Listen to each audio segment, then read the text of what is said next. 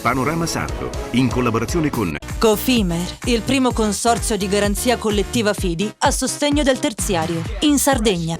Suentu, vini nuovi da terre antiche. Dal 1953, Gruppo Cellino. Non c'è limite ai sogni. Todde, come i nonni dei nostri nonni ci hanno insegnato. Grafiche Ghiani, l'esperienza di una vita, l'innovazione più avanzata.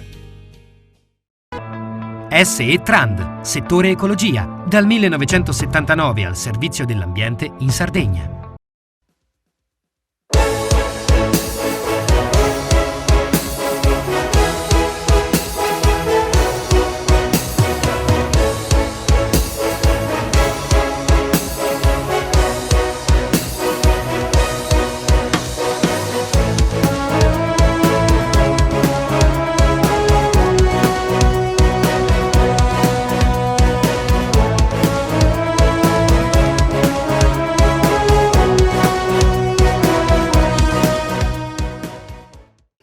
Anche questa settimana sarà una puntata di Panorama Sardo con tante esclusive e partiamo proprio da una di queste, forse la più ghiotta, perché vi presento il neosegretario generale della CGIL, Fausto Durante, un uomo della Puglia che sbarca in Sardegna ma con tanta esperienza che riguarda l'isola. Se non sbaglio, lei ha iniziato negli anni '80 facendo il militare qui.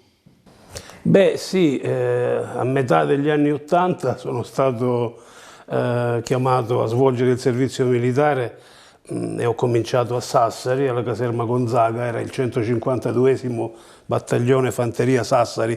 Io avevo cercato in tutti i modi di evitare il servizio militare, provando a prolungare il più possibile gli studi universitari, però alla fine, una volta conseguita la laurea, dopo qualche mese, diciamo, la cartolina inflessibile è arrivata. Questo accadeva, ma forse non era un male.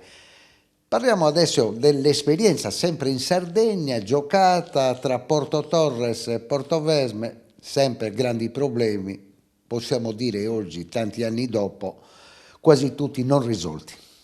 Ma io ho cominciato a frequentare la Sardegna diciamo da sindacalista esattamente nel 2000, perché è stato quello l'anno in cui dalla FIOM di Lecce mi è stato chiesto di spostarmi a Roma presso il centro nazionale della FIOM.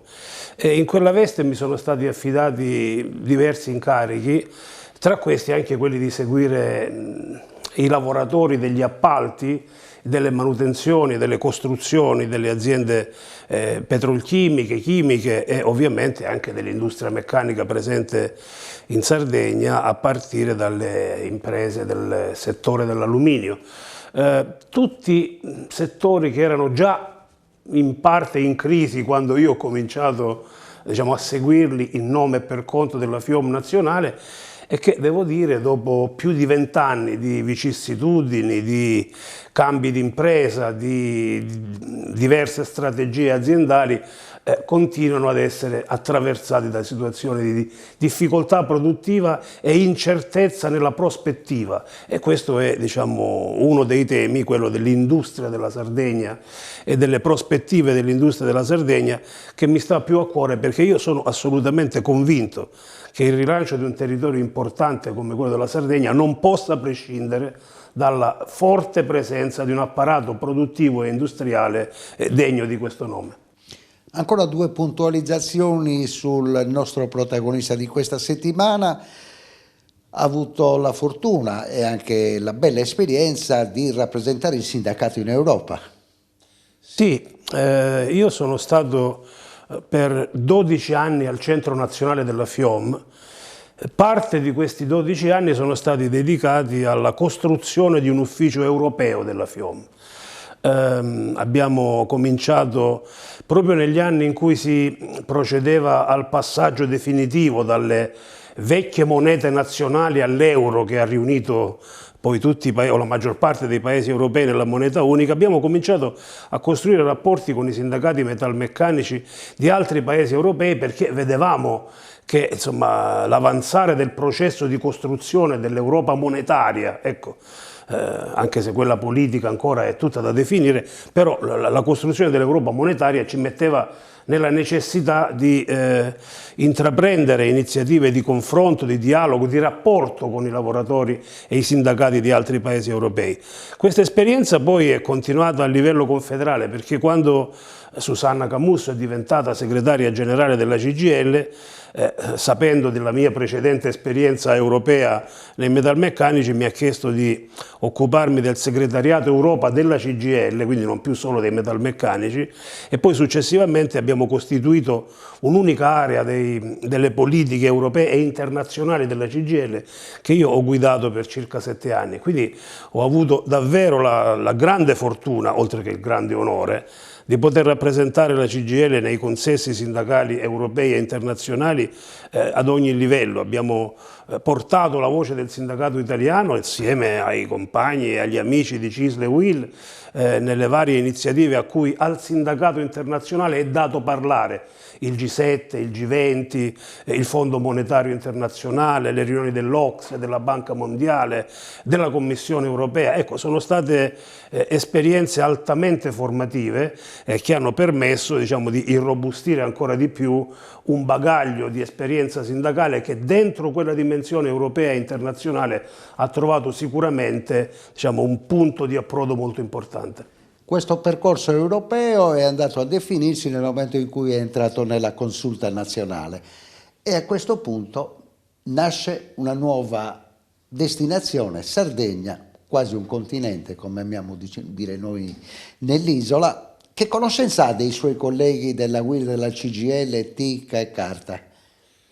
Devo dire, sino a questo momento, una conoscenza solo epistolare, nel senso che una volta eletto ho ritenuto opportuno, come primo atto, diciamo, da segretario generale della CGIL della Sardegna, scrivere ai miei colleghi di CISL e UIL per presentarmi, per comunicare questa avvenuta elezione, per rimarcare il fatto che, diciamo, mi sembra di poter dire, questo mi è stato riferito, insomma, che i rapporti unitari con CISL e UIL in Sardegna sono buoni e hanno prodotto nel corso del tempo iniziative unitarie molto importanti.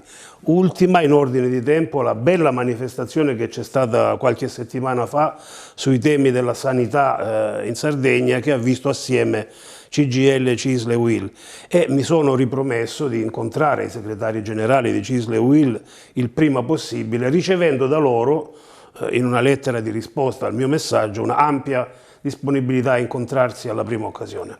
Un presidente della regione, un esecutivo regionale che hanno rigettato l'idea del governo di fare della Sardegna il laboratorio energetico nazionale. Ma è difficile commentare, diciamo, vicende per le quali ci sarebbe bisogno, lo dico con assoluta consapevolezza della complessità dell'argomento, di una conoscenza approfondita e anche di rudimenti di diritto civile, amministrativo, eccetera. Io dico, da dirigente sindacale che ha conosciuto, diciamo, la difficoltà di discutere in generale, dappertutto, di temi legati all'energia, all'approvvigionamento di materie prime per la produzione di energia, di gestione degli impianti legati, diciamo, sia alla estrazione, alla raffinazione, alla commercializzazione di prodotti petroliferi e di gas, sia di diretta produzione e distribuzione di energia elettrica, impianti che sono oggettivamente difficili da condurre e che spesso portano anche a conflitti e contrasti con la cittadinanza sui temi ambientali. Dico che la Sardegna ha un importante problema di individuare qual è la sua sorte, il suo destino nella collocazione mediterranea del nostro paese.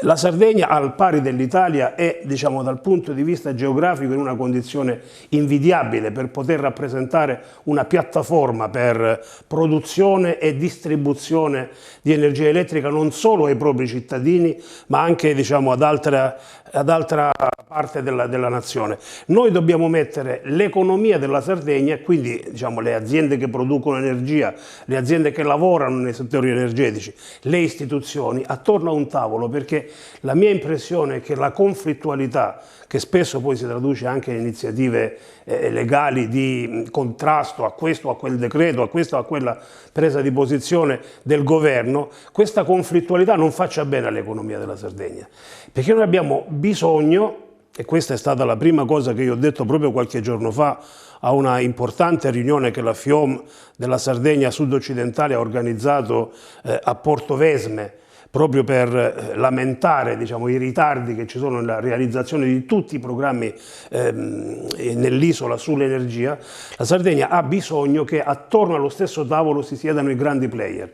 Io penso che Eni, Enel, Snam, Terna, insieme con le istituzioni regionali, insieme con i poteri locali, i sindaci, le province e le organizzazioni che rappresentano gli interessi della società, i lavoratori, le imprese, debbano appunto attorno allo stesso tavolo discutere delle prospettive dell'energia in Sardegna, che è un asset fondamentale su cui ci sono esperienze e professionalità acclarate e riconosciute. La Sardegna è uno dei territori in cui maggiori sono i numeri degli addetti, dei lavoratori che si sono specializzati nei settori legati all'energia, ed è un settore che rischia invece di andare in declino. Noi dobbiamo evitare questo declino e puntare sull'energia verde, rinnovabile, su un rapporto fecondo e positivo tra produzione di energia e ambiente, produzione di energia e cittadini. Dobbiamo approfittare di questo grande asset per provare a rilanciare le condizioni dello sviluppo della Sardegna.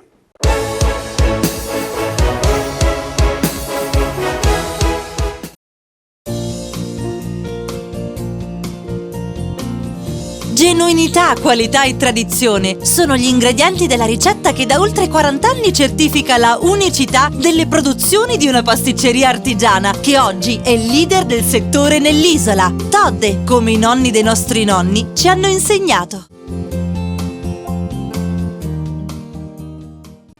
Cofimer, consorzio di garanzia collettiva Fidi, dal 1977 a sostegno del terziario. Il partner migliore nella ricerca di finanziamento più adatto a voi e nella trattativa per ottenere un fido alle migliori condizioni. Cofimer, il primo consorzio di garanzia collettiva Fidi a sostegno del terziario, in Sardegna.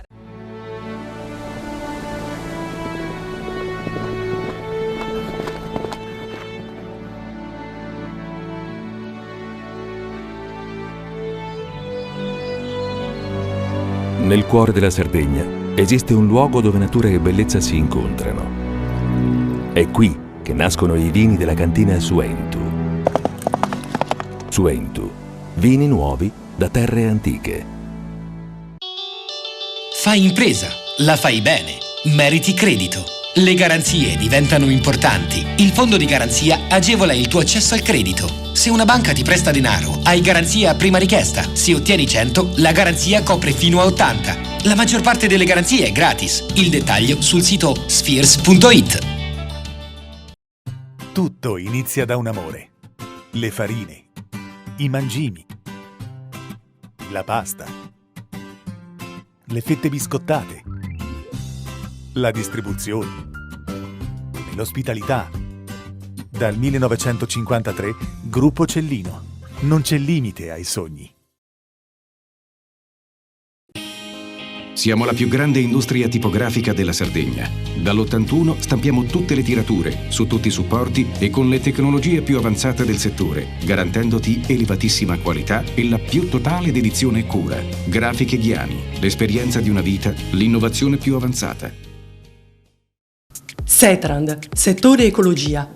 Mettiamo a disposizione la nostra struttura organizzativa fornendo un valido supporto per la gestione dei rifiuti speciali pericolosi e non pericolosi.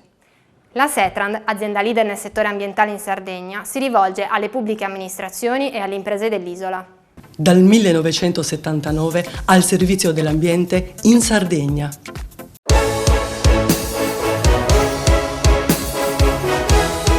Una numerosa delegazione di sindaci e rappresentanti dei gruppi di azione locale della regione Slesia della Polonia sono ospiti in Sardegna del Centro Naturale Commerciale di Cagliari, centro storico, e dei CNN di Villasorra e Sant'Antioco. I partecipanti potranno imparare a preparare piatti tipici della nostra gastronomia e prenderanno parte a percorsi di degustazione. Alla cucina tradizionale del territorio sono stati abbinati itinerari turistici per promuovere le bellezze naturalistiche e le tradizioni come i luoghi legati alla Settimana Santa.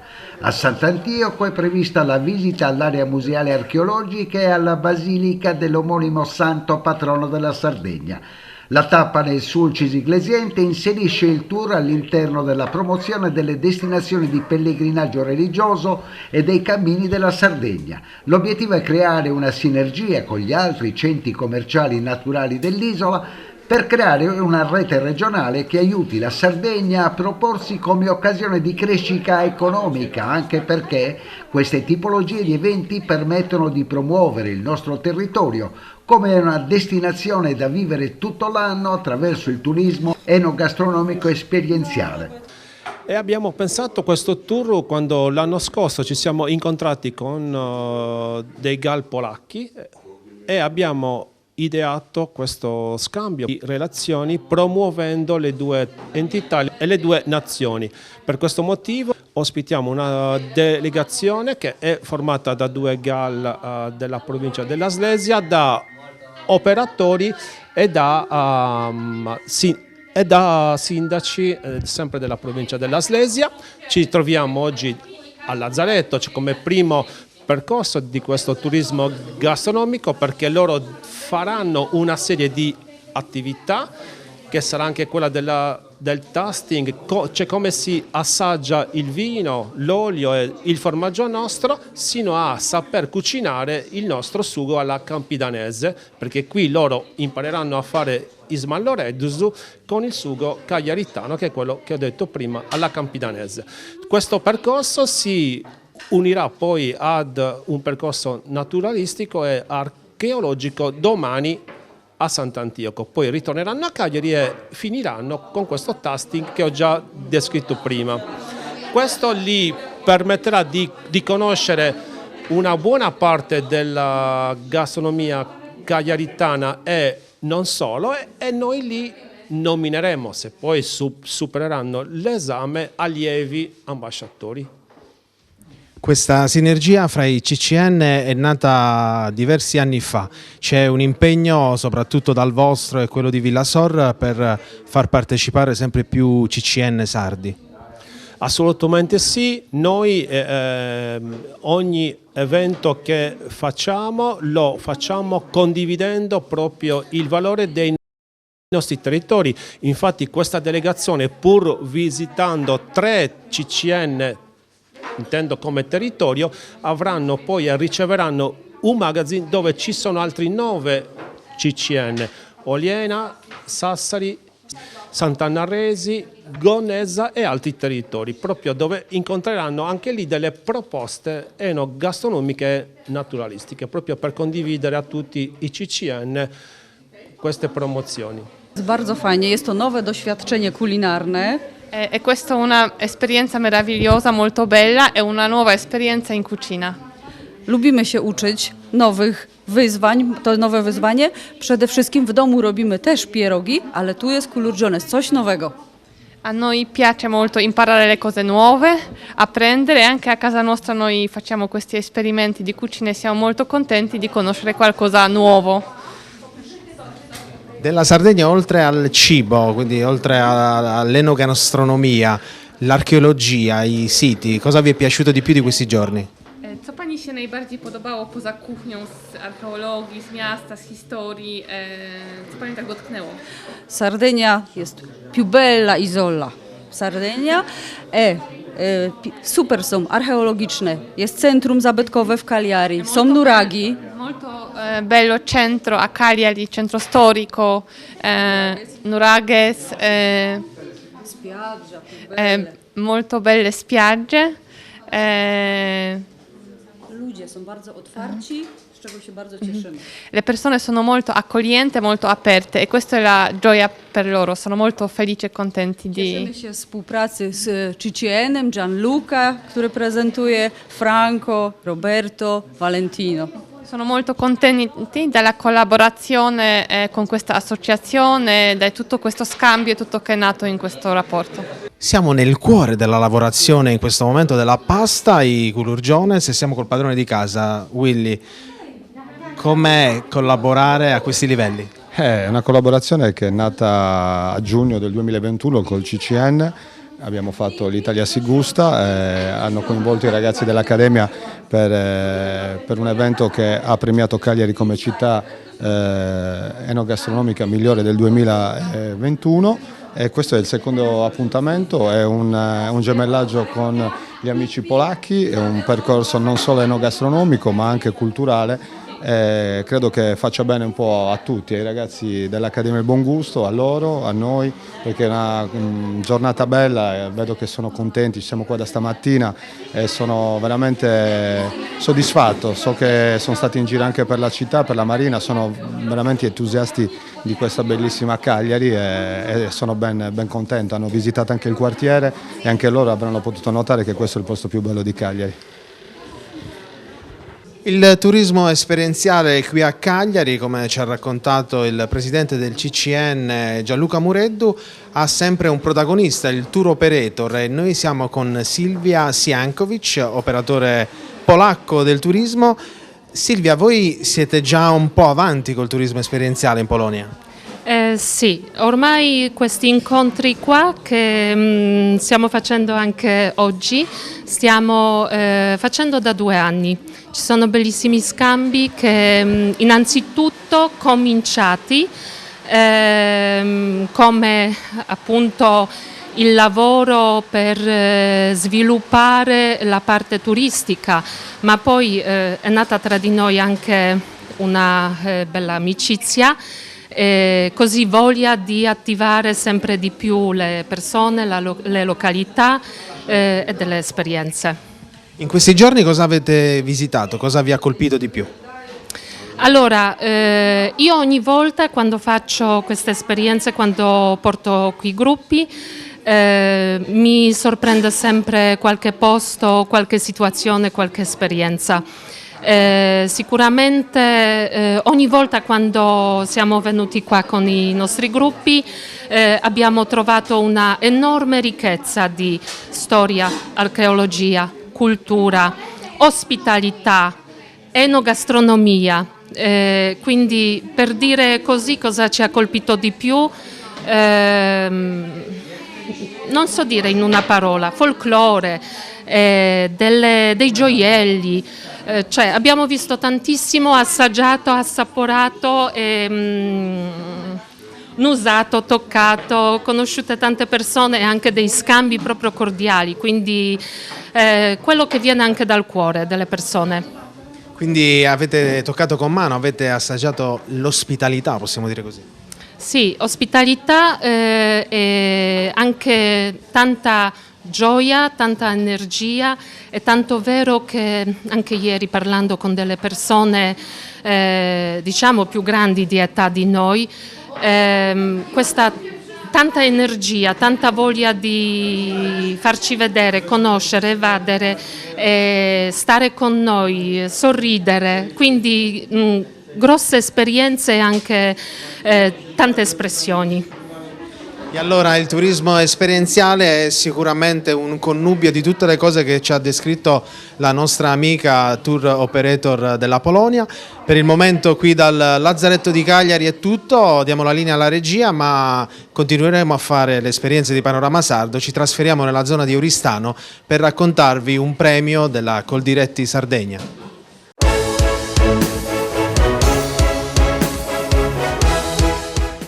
Cofimer, consorzio di garanzia collettiva Fidi, dal 1977 a sostegno del terziario. Il partner migliore nella ricerca di finanziamento più adatto a voi e nella trattativa per ottenere un fido alle migliori condizioni. Cofimer, il primo consorzio di garanzia collettiva Fidi a sostegno del terziario, in Sardegna.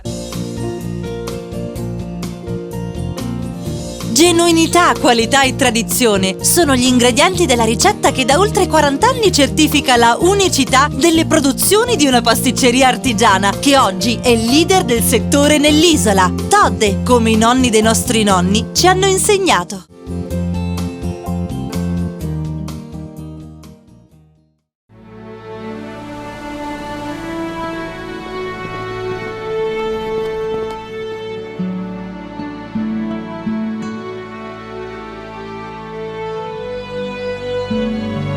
Nel cuore della Sardegna esiste un luogo dove natura e bellezza si incontrano. È qui che nascono i vini della cantina Suentu.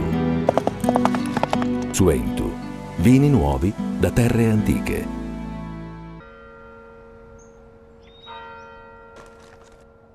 E tu? Filiere ghinisesi. È nata la pasta Ercole.0, l'unica di filiera sarda al 100%, certificata dal grano alla tavola. Scopri il nuovo gusto Cellino nel tuo supermercato di fiducia.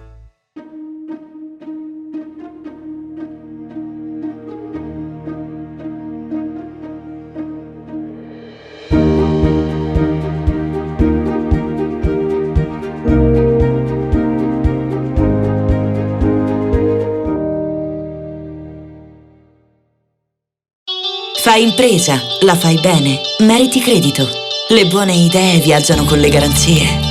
Il fondo di garanzia è dalla parte delle imprese sarde che vogliono superare la stretta creditizia. I dettagli sul sito sfirso.it. Setrand, settore ecologia. Mettiamo a disposizione la nostra struttura organizzativa fornendo un valido supporto per la gestione dei rifiuti pericolosi e non pericolosi, in linea con la nostra certificazione EMAS. La Setrand, leader in Sardegna nel settore ambientale, si rivolge alle amministrazioni pubbliche e alle aziende dell'isola. Dal 1979 al servizio dell'ambiente in Sardegna. Il PNRR destina 40 miliardi di euro agli enti locali. Digitalizzazione, innovazione, competitività, cultura e turismo, transizione ecologica e mobilità sostenibile, istruzione e inclusione sociale. Per i comuni della Sardegna, un'opportunità da non perdere. La società Prima Idea assiste le amministrazioni in tutte le fasi della progettazione fino alla presentazione della domanda. Velocità, competenza e professionalità. Prima Idea per il PNRR, una scelta vincente. Visita il sito www.primaidea.com.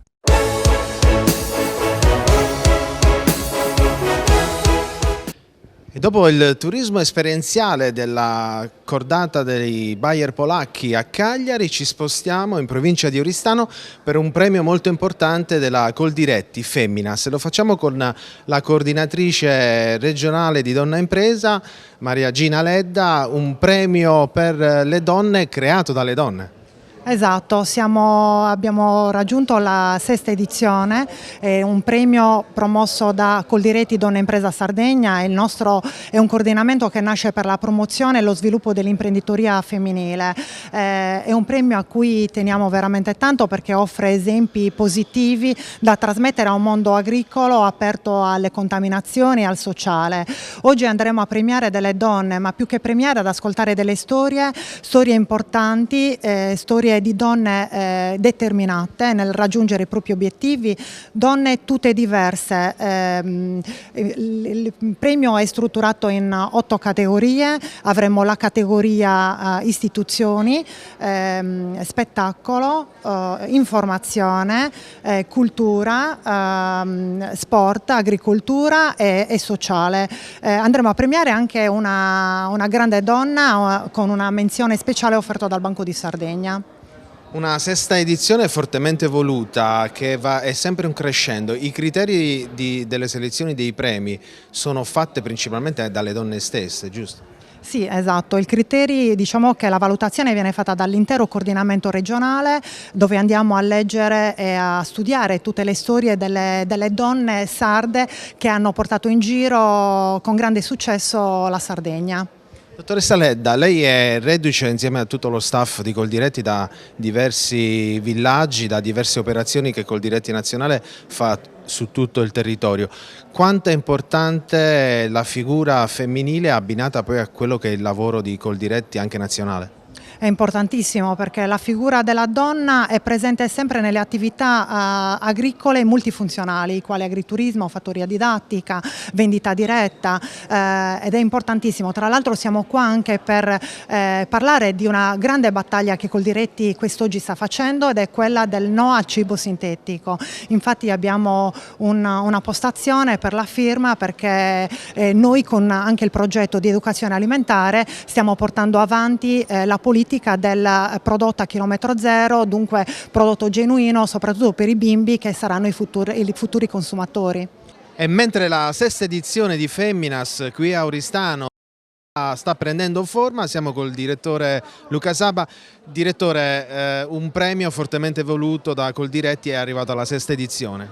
Voluto, ideato dalle nostre donne che hanno in qualche modo riscoperto questo valore della terra che ci riporta alle origini, quindi da questo punto di vista poter riportare un premio che prende le donne un po' che si sono distinte nelle varie categorie, quindi non solo dell'agricoltura, e le riporta un significato reale che è quello della terra, quella origine, della terra madre, per noi è straordinario.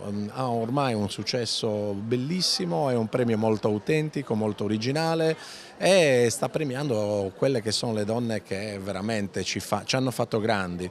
La nostra società si dice che è una società matriarcale, di questa a volte l'uomo si vergogna, in realtà per noi è un grande valore perché le nostre donne sono veramente straordinarie. E proprio con questo concetto fondamentale di Coldiretti, la terra madre, la coltivazione e l'agricoltura, oggi avete avuto anche la bellissima idea di far firmare una petizione contro il cibo sintetico. Sì, questo insomma è sempre in coerenza alle nostre attività.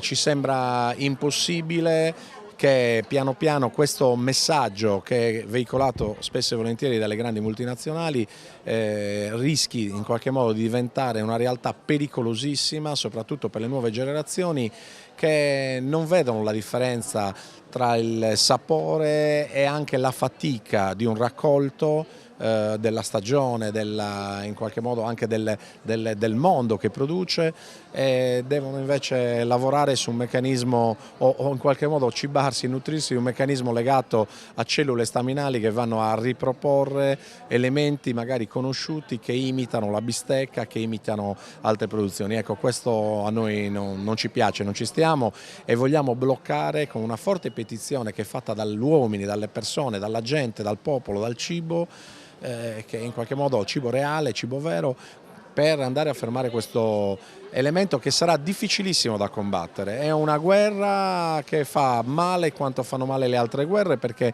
ci sono a rischio anche i redditi dei nostri agricoltori, ma ci sono a rischio soprattutto i consumi e le abitudini del futuro. Sì, perché il concetto fondamentale è che prima la stagionalità ci dava la possibilità di mangiare le fragole, le ciliegie, le angurie, le castagne proprio nei periodi di raccolta. Oggi invece troviamo tutto pronto last minute sul tavolo nella grandi distribuzioni organizzate, ma soprattutto però voi combattete questo anche con la campagna amica che tenete in tutti i mercati, in tutte le piazze sarde e nazionali.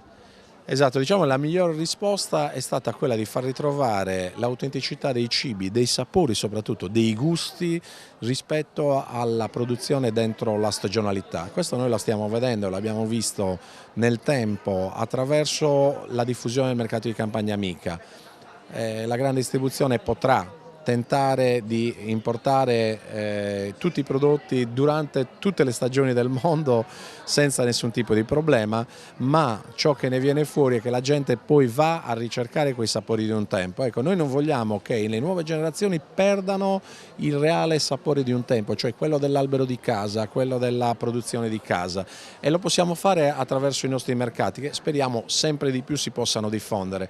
Ci fa piacere che il nostro mercato, che è partito in sordina nel 2009, i nostri mercati siano oggi una realtà regionale importante, che vanno oltre i 20 milioni di euro di fatturato e che in qualche modo danno la possibilità a tutti i cittadini sardi di poter, in tutta la Sardegna soprattutto e in tutta Italia, di poter gustare questi tipi di sapori che ancora esistono e resistono.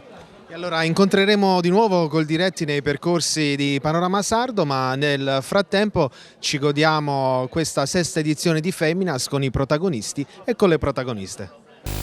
prima di conoscere, ma soprattutto andare ad ascoltare le emozioni, le sensazioni delle vincitrici del premio Femminas, siamo con la padrona di casa, che non poteva essere che una donna, Lucia Schirru Rosemari. Buongiorno, io sono molto orgogliosa di ospitare questa manifestazione. Questo è il secondo anno e per me le donne meritano un grande premio perché ce la fanno tutti i giorni a resistere sin da quando sono bambine. Sono molto orgogliosa di ospitare questa manifestazione proprio perché è un premio per le donne. Io credo che le donne siano in grado di far tanto. Io ho avuto una madre molto presente, che mi ha insegnato duramente il lavoro e per questo lo ringrazio, adesso non è più con me, però credo che le mamme abbiano un ruolo determinante e come donne insegnano alle loro figlie a fare le cose. Io spero che sempre più questo modo di esistere ci insegni, perché oggi nella vita bisogna sapersi difendere. Le mamme sono una grande forza che viene appunto dalle donne. E lei in qualità di donna è anche un associato Coldiretti perché è un'imprenditrice agricola. Sì, allora noi abbiamo prima di tutto preso questa azienda per ridarle l'antico splendore, quindi era un'azienda abbandonata che è stata riesumata dalle ceneri perché si è incendiata 2 volte. La prima cosa che abbiamo fatto è l'agricoltura. 5 anni fa io mi sono iscritta come coltivatore diretto alla Coldiretti. Mi sono trovata benissimo perché è un'associazione che ti dà tanto, ti appoggia e ti segue in tutte le manifestazioni. Pertanto sono molto fiera di questo e mi fa piacere che la Coldiretti abbia queste iniziative, perché non è usuale che certe associazioni premino le donne, ma questa io la sento molto forte perché loro sono sempre stati molto attenti e l'anno scorso hanno fatto delle premiazioni persone eccezionali e quest'anno c'è un panorama altrettanto eccezionale. E allora andiamo a conoscere questo panorama mentre un simpatico gatto di Rosemari vuole essere protagonista anche lui di queste interviste. Ma vediamo insieme al nostro Antonio Carta come sono andate le premiazioni.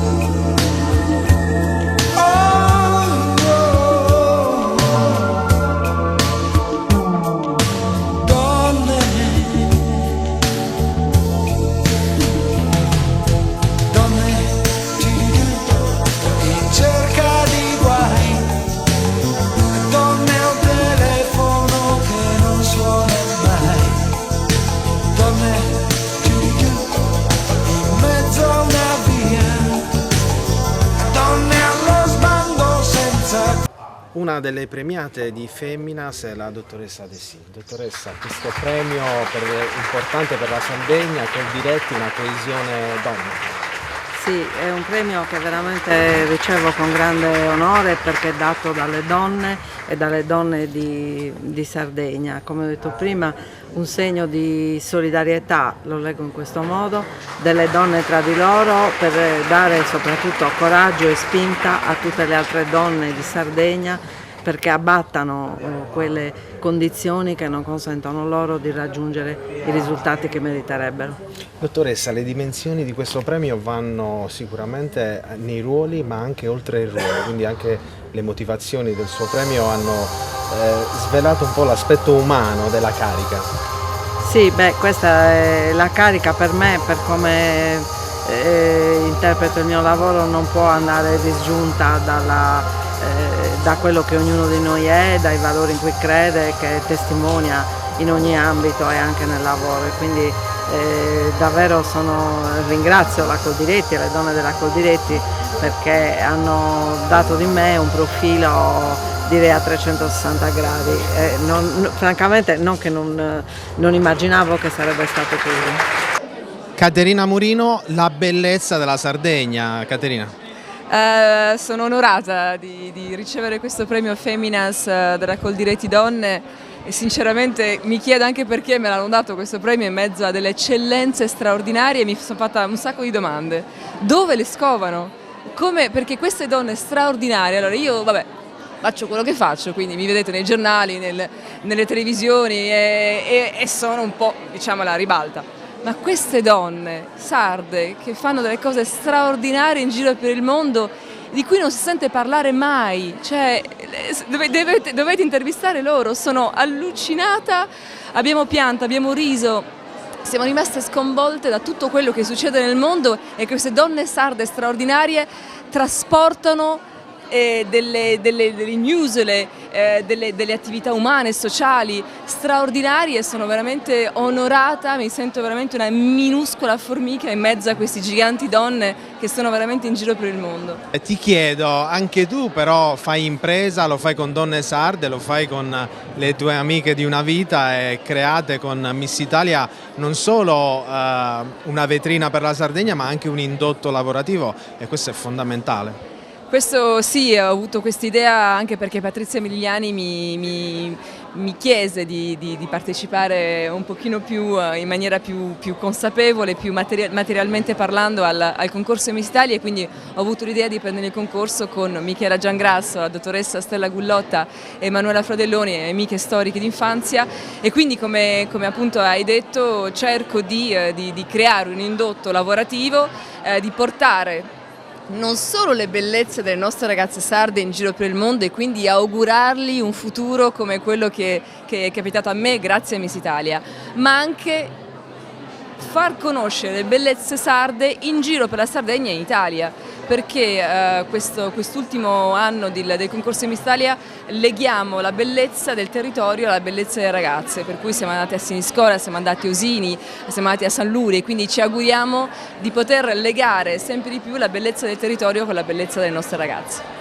Caterina, prima di lasciarti al pubblico ma di sentire anche le altre protagoniste di Feminas, ti chiedo, tu sei stata protagonista di uno spot che possiamo dire ha tirato fuori non il mammut dal mare ma ha tirato fuori davvero l'essenza della Sardegna. Io sono felice di sentirlo raccontare così, so che non tutti i sardi l'hanno apprezzato, sappiate che ci sono solo sardi che hanno lavorato dietro questo spot che per me è veramente molto molto bello perché raccontiamo le nostre leggende, i nostri miti. Raccontiamo che il matriarcato, che la donna, che la dea madre è sempre esistita, esisterà sempre nella nostra terra, benedetta dal sole e dal cielo e quindi ci auguriamo che questo spot veramente straordinario, che sì è un fantasy però raccontato da una mamma e una bambina, potrà raccontare una vetrina, potrà mostrare una vetrina diversa della Sardegna in giro per il mondo e quindi ora non facciamo altro che prepararci per accogliere tutti i turisti che verranno grazie a questo spot. E allora momentaneamente salutiamo Caterina Murino che sicuramente ritroveremo nei percorsi di Panorama Sardo e di Tele Sardegna, salutiamo anche la nostra Michela Giangrasso e andiamo a conoscere un'altra Feminas sarda che si occupa di comunicazione.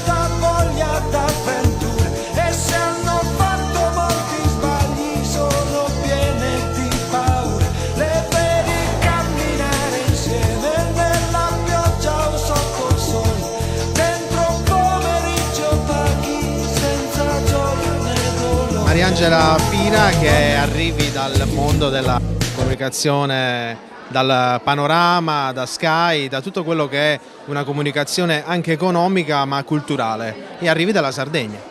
Arrivo dalla Sardegna, sì, e lavoro nel mondo dell'informazione, come hai detto. Devo dire però che oggi, insomma, penso alla suora, penso all'intervento della farmacista. Un po' come diceva Paolo Borsellino, la società viene cambiata se il singolo cambia, se il singolo cambia con le sue azioni. Quindi devo dire che sono molto onorata di essere stata premiata con questo parterre, veramente molto onorata, perché è vero, io svolgo il mio lavoro, però lo svolgo in modo molto normale, insomma. Siete state e sarete donne straordinarie, donne impresa. Il claim di questa manifestazione è un premio ideato per le donne, dato dalle donne, quindi una coesione partendo dall'agricoltura, che poi è la culla e la madre della Sardegna.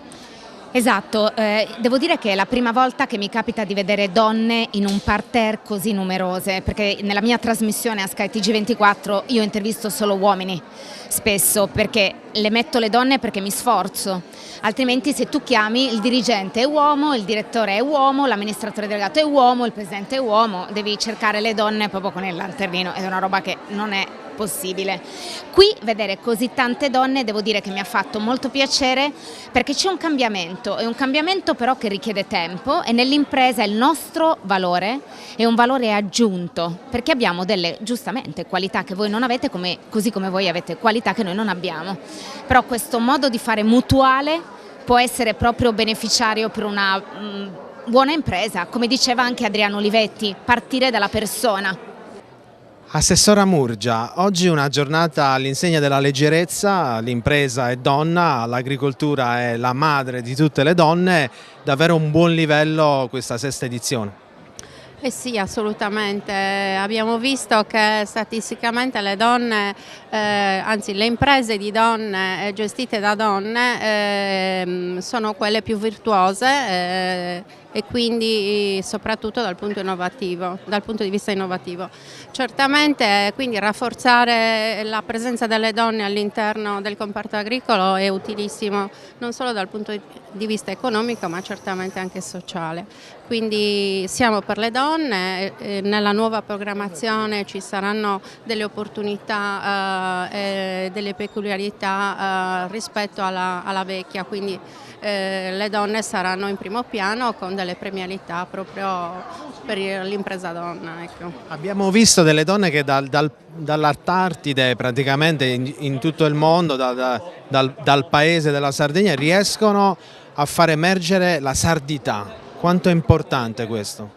È fondamentale, le donne sarde sono donne autodeterminate che hanno un vissuto e usano anche l'esperienza di altre donne più forti per percorrere quella strada che certamente è quella migliore, quella virtuosa. Abbiamo visto tantissime eccellenze, tante donne che hanno un ruolo fondamentale all'interno non solo delle istituzioni ma anche delle imprese, quindi sono molto orgogliosa di essere qui e portare il mio saluto e il saluto di tutta la giunta e del presidente Solinas. Siamo con Elisabetta Secci, responsabile Donna Impresa Sardegna. Elisabetta, quanto è stato impegnativo questo momento di Femminas? È impegnativo perché voi dovete pensare che da questo momento iniziamo a preparare la prossima edizione, quella del 2023, quindi andremo alla ricerca di nuove donne, di donne che esportano Sardegna in tutto il mondo, di donne che con la loro opera anche in silenzio riescono a portare un contributo importante per la società e per la collettività tutta. Abbiamo visto un livello molto alto, non solo nei ruoli ma anche nello spessore culturale, emotivo e soprattutto passionale di queste donne, che si va dai lavori più, diciamo, semplici a quelli più sofisticati. Sì, sono donne, le donne siamo così, siamo trasversali, quindi ognuna di noi ha le proprie peculiarità e quindi a questo punto insomma, lavoriamo anche noi nelle nostre imprese agricole. Dietro delle grandi donne agricoltrici ci sono spesso ingegneri, ci sono studi in giurisprudenza, quindi ormai la cultura viene sicuramente al primo posto per tutte e poi ognuna trova la propria dimensione col proprio mestiere, il proprio lavoro. Avete scelto un claim che vi accompagna da 6 edizioni ormai, un premio per le donne creato dalle donne. Sì, c'è questa solidarietà ed è bellissima e io spero in futuro di continuare a vedere questo premio crescere sempre di più. Le differenze che si possono avere da un punto di vista di gestione, ogni evento si presume sia sempre uguale da gestire, ma in realtà questo non ha delle difficoltà, ma ha un impegno che si è tramutato nella passione che abbiamo visto stamattina. Sì, perché è un lavoro, veramente un lavoro fatto di cuore e di anima che mettiamo su tutte come squadra di lavoro del coordinamento regionale di Donna Impresa, dalle coordinatrici provinciali alle imprenditrici, insomma è un lavoro di team, di squadra e dobbiamo ringraziare la Coldiretti Sardegna, il direttore Luca Saba, il presidente Coalbo e tutti i presidenti e direttori provinciali per il grande supporto. E allora, visto che si stanno preparando già i lavori per la prossima edizione, non ci resta che rimandarvi proprio a questi percorsi di Panorama Sardo, di Coldiretti Sardegna e soprattutto di Femminas.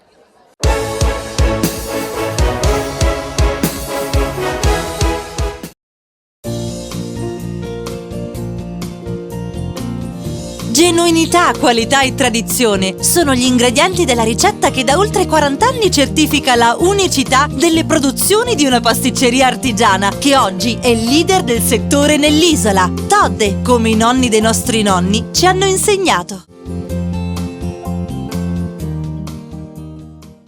Cofimer, consorzio di garanzia collettiva Fidi, dal 1977 a sostegno del terziario. Il partner migliore nella ricerca di finanziamento più adatto a voi e nella trattativa per ottenere un fido alle migliori condizioni. Cofimer, il primo consorzio di garanzia collettiva Fidi a sostegno del terziario, in Sardegna. Siamo la più grande industria tipografica della Sardegna. Dall'81 stampiamo tutte le tirature, su tutti i supporti e con le tecnologie più avanzate del settore, garantendoti elevatissima qualità e la più totale dedizione e cura. Grafiche Ghiani, l'esperienza di una vita, l'innovazione più avanzata. Tutto inizia da un amore. Le farine, i mangimi, la pasta, le fette biscottate, la distribuzione, l'ospitalità. Dal 1953, Gruppo Cellino. Non c'è limite ai sogni. Fai impresa, la fai bene. Meriti credito. Non c'è solo il credito bancario. Con i mini bond e le cambiali finanziarie coperti dal fondo di garanzia, i tuoi progetti trovano nuovi investitori che credono in te. Contatta Spheres.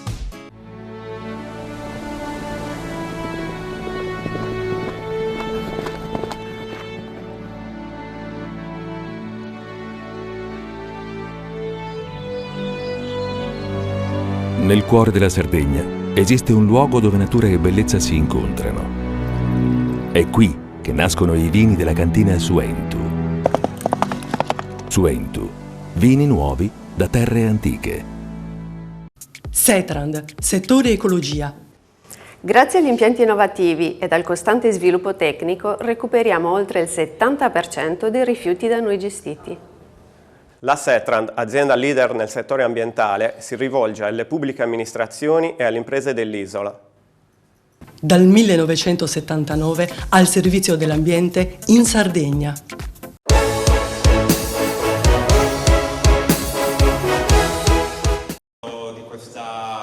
Opificio innova con Innois e Fondazione Sardegna a Manifattura Tabacchi. Ha ospitato il forum focalizzato sul futuro dell'economia regionale con il limite temporale al 2050. Un'isola che rischia di vedere ridotta la propria popolazione per problemi di denatalità di 500.000 unità. Una terra che forse sarà più ricca perché avrà imparato a sfruttare al massimo le sue potenzialità in termini di turismo ed enogastronomia. Un'isola speciale che non ha niente a che vedere con il resto dell'Italia, ha osservato il presidente di XE Roberto Weber, ospite d'onore dell'evento.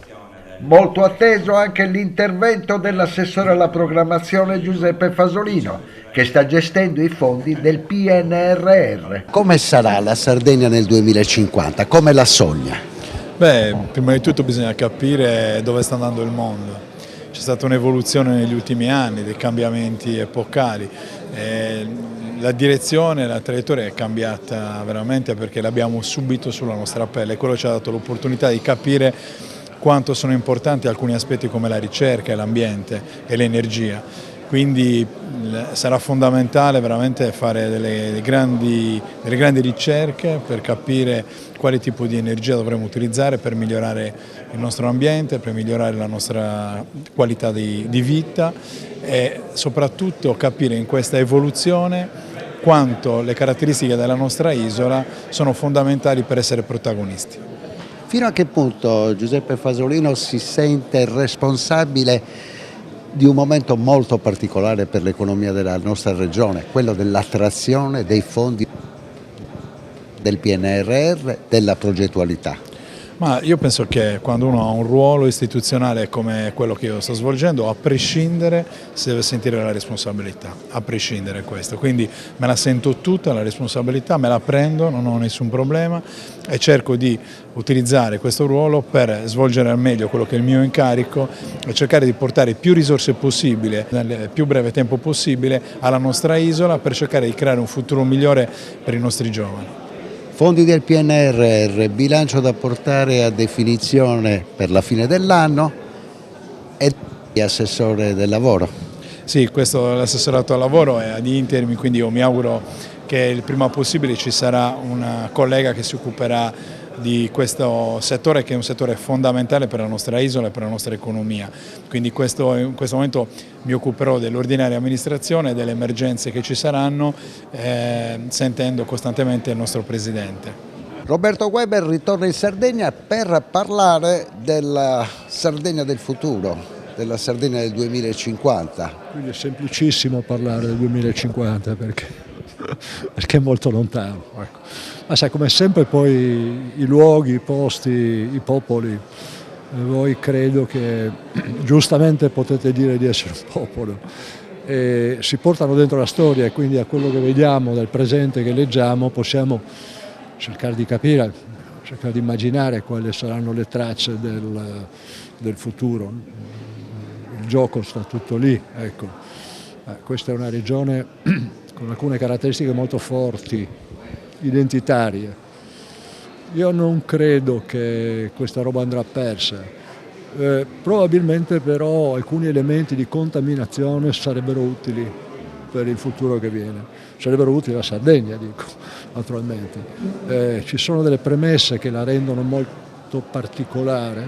Non è una regione assimilabile al nord né al sud dell'Italia. In qualche modo si colloca anche a mezza strada, potremmo dire, per alcuni versi.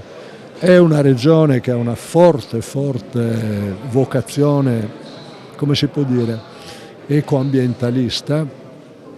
È una regione, paradossalmente, questo è un paradosso, non so spiegarmelo, per cui sembra avere un'attitudine o una vocazione ad accettare i processi tecnologici, di digitalizzazione più spinta che in altre parti d'Italia, e poi ci sono alcuni limiti che vanno superati, ovviamente. Si dice che la Sardegna, nell'obiettivo di cui parliamo, 2050, verrà ridotta la sua popolazione da 1,5 milioni a 1 milione. Se questo si dice per l'Italia, si dice per la città da dove vengo io, che è già molto ben avanti su questo percorso. Io sono di Trieste. Bisognerà capire però, perché è possibile che, vede, mi scusi la parola, userò una parola pesante, la Sardegna è probabilmente la regione italiana meno razzista. Se io misuro l'accettazione questa roba che si chiama immigrazione, è la regione che ha la minor resistenza. Ora questo qualcosa può significare. Se se un certo tipo di atteggiamento si riesce a trasformare in accoglienza intelligente, non selvaggia, naturalmente, non è detto che anche il processo demografico non possa essere invertito. I demografi sono molto duri da questo punto di vista, ma può succedere tanto nel frattempo, proprio tanto, e lo vediamo insomma. Se la Sardegna dovesse pensare a un futuro migliore, e quando dico migliore un futuro più ricco, a quale carro dovrebbe agganciare? Guarda, io ho una convinzione mia, però posso sbagliarmi. Noi di Trieste abbiamo sotto la Dalmazia. Io ho visto la Dalmazia molto povera, l'ho vista quando c'era la Jugoslavia, quando diciamo, la cortina non era mai di ferro, era un po' come si apriva, ecco, però ho visto la Dalmazia dopo il 1990, da così a così, però con un modello di accoglienza intanto diffusa. Certamente ci sono i grandi insediamenti industriali, certamente c'è un investimento, non industriali, mi scusi, turistici, c'è stato un intervento, credo, soprattutto con l'arrivo dei soldi europei massiccio, però c'è stata una logica di accoglienza che non conoscevano e che pure hanno tirato fuori, non so da dove, ma l'hanno tirata fuori. Se lei vede l'Istria, che noi, cioè i triestini andavano a fare la spesa in Istria, adesso vengono loro a fare la spesa da noi, non so se mi spiego. Quindi l'accoglienza potrebbe essere una chiave di volta per lo sviluppo? Per me sì, Io non credo a ipotesi industriali o roba di quel tipo là, non è per noi, non è più per noi. E turistica? Certo, soprattutto turistica, ma un turismo però non costruito penso io, su singoli anche, ovvio, anche grande turismo d'élite, ma un turismo diffuso, questo sì. Verso il 2050, quindi obiettivi, futuro della Sardegna, di cosa ha parlato Romina Mura nella sua relazione? Credo che la Sardegna debba guardare al 2050 come una meta da raggiungere, provando a giocarsi le carte. Per una volta, no? Anziché guardare le fragilità, proviamo a vedere, e di questo abbiamo parlato, quali sono anche le potenzialità. Sicuramente il primo elemento su cui la comunità sarda, perché questo è un discorso, diciamo, è un obiettivo ambizioso che non deve essere giocato da un'istituzione, ma dalla comunità sarda complessivamente, deve essere quello di collocarsi in una strategia euro-mediterranea, perché noi in questa fase, anche dopo la crisi geopolitica in Ucraina, siamo nelle condizioni di giocare una partita come macro area dell'Europa mediterranea, sia in termini di popolazione complessiva, sia in termini di flussi commerciali, sia in termini di corridoi energetici. Questo ampio spazio del territorio, che di fatto non è una macro area amministrativa o istituzionale, ma lo è come legami anche storici, di cultura, e per questi elementi che ho appena citato, può giocare un ruolo importante dal punto di vista geopolitico, oltre che economico, sociale e culturale. Ecco, la Sardegna può giocare una partita qui dentro. Come? Provando a valorizzare e a mettere a reddito alcune sue competenze e anche specializzazioni che già oggi la portano, penso per esempio all'agricoltura biologica, che portano la Sardegna fra le prime 7 regioni d'Italia. Ecco, alcune specializzazioni in un contesto internazionale in cui sono messe in discussione le catene globali del valore, in cui si sta cercando di ridurre le catene delle forniture. Ecco, la Sardegna può giocare molto sul settore primario, cioè praticamente proviamo a fare un percorso inverso rispetto a quello che si fece negli anni 70, quando tutti abbandonarono le campagne per andare a lavorare nell'industria chimica in particolare. Ovviamente questo processo ha bisogno di condizioni di sistema, di una governance semplificata, ha bisogno di competenze e ha bisogno anche di una certa di potenziare quella che è la sfera reputazionale della Sardegna, cioè se la Sardegna riesce a lavorare bene dal punto di vista della sostenibilità ambientale implementando alcune cose che ha già iniziato a fare.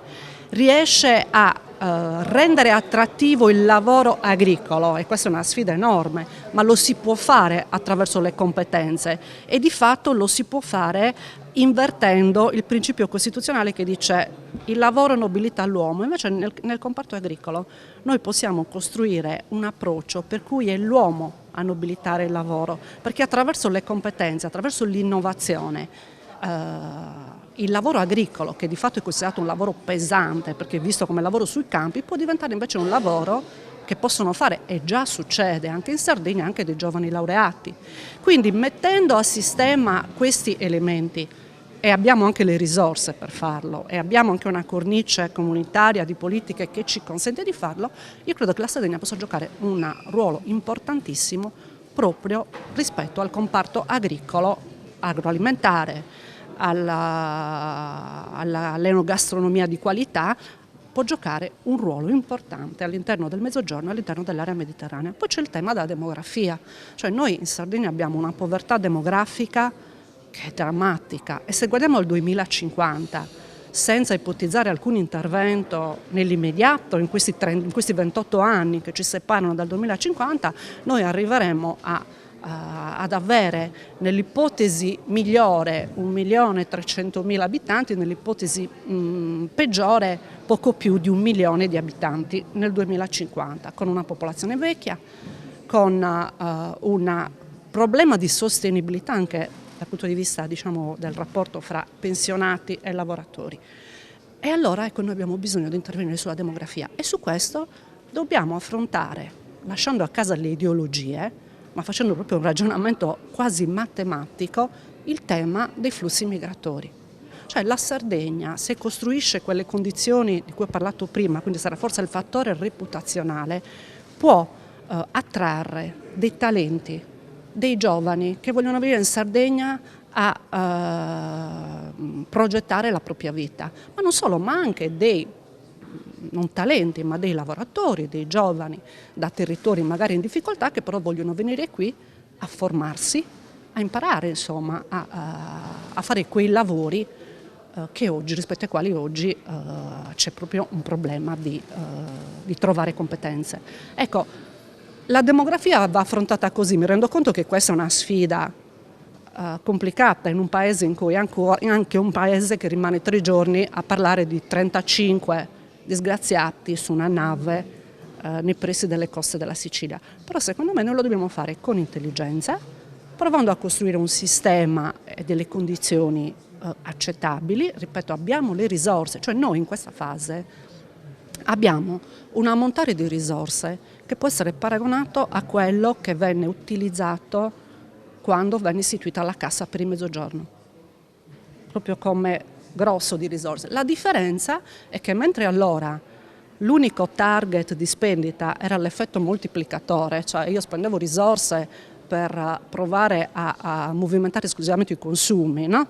Adesso invece con le risorse si può di fatto, innanzitutto dovremmo preoccuparci di intervenire sui cambiamenti climatici, perché anche qui c'è tutto un ragionamento da fare, e poi possiamo lavorare molto sulla formazione, sulle competenze, sulla creazione di talenti, e questa è la sfida. Ecco, io durante questa bella discussione ho provato, ovviamente avendo anche tutta una serie di elementi che derivano dal mio contesto, dal mio nuovo contesto professionale, ho provato un po' a mettere in uno dietro l'altro questi temi. Ce ne sono tanti altri, ma ovviamente mi sono soffermata a questi.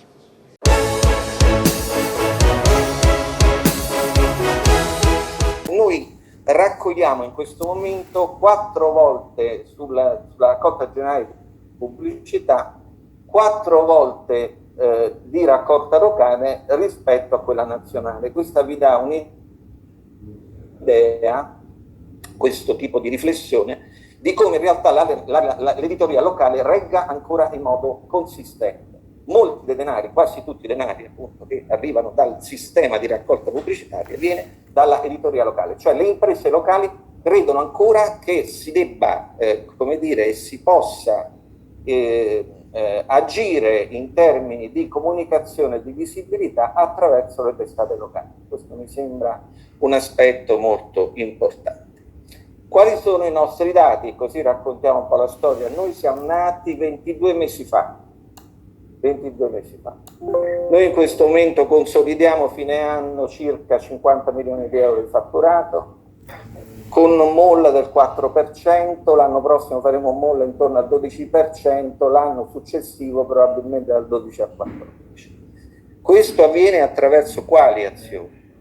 Avviene attraverso una considerazione dell'editoria in un'ottica di comunicazione integrata. Cioè è ovvio che noi non possiamo reggere esclusivamente sul tema cartaceo, seppur, ripeto, che la nostra esperienza continua a reggere in modo significativo, ma dobbiamo immaginare l'editoria in un'ottica di catena del valore, nella quale c'è ovviamente la carta, c'è un grosso sviluppo del digitale, ma ci sono anche altre attività che noi stiamo forzando, che stanno funzionando in modo abbastanza interessante, che sono l'organizzazione degli eventi, la comunicazione d'impresa e un'altra serie di attività che sono legate alla produzione di contenuti che noi progressivamente, già da subito con alcune esperienze positive, ma progressivamente venderemo all'esterno. Quindi voi dovete immaginare un'azienda di comunicazione che si fa forte di vari aspetti e che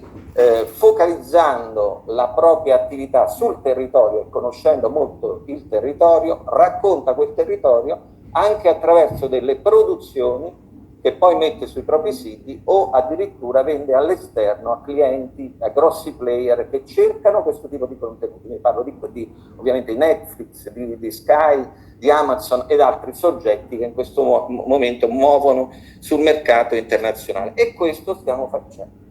Quindi stiamo costruendo un vero e proprio soggetto di comunicazione integrata estesa. Quali sono le azioni che stiamo mettendo in campo per entrare sempre di più sul territorio?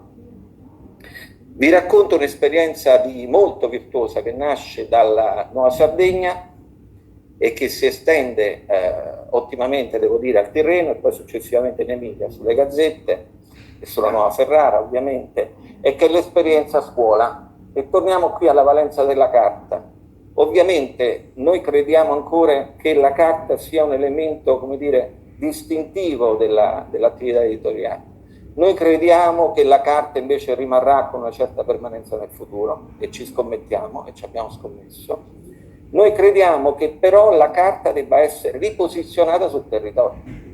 E quindi che cosa stiamo facendo? Abbiamo attivato redazioni in tutta una serie di realtà scolastiche della Sardegna, un progetto è andato benissimo. Lo stiamo facendo in Toscana in modo massivo in questo periodo. Per fare che cosa? Per andare a far, come dire, leggere il giornale innanzitutto ai ragazzi, come dire, stimolare i ragazzi ad essere critici e propositivi dal punto di vista della scrittura, e ad avvicinare i ragazzi anche al mondo del lavoro. Ecco, questo è, come dire, la mission che ci siamo dati dal punto di vista editoriale scolastico.